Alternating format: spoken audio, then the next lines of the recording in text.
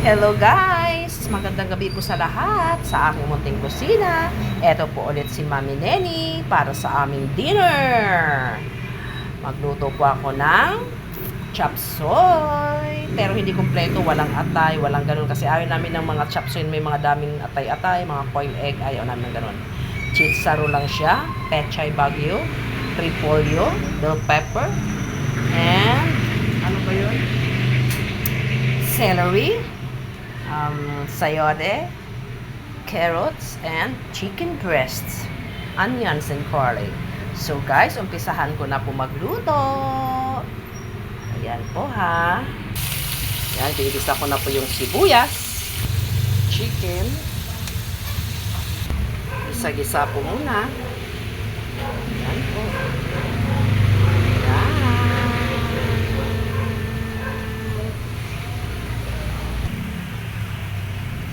Yan. Tapos ito.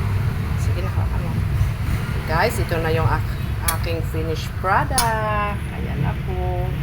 Yan, okay na po yan. Masarap kasi siya pag crunchy yung gulay. So guys, kain na po tayo. Thank you for watching ang chop suey ni Mami Neni. Lord, thank you po sa lahat.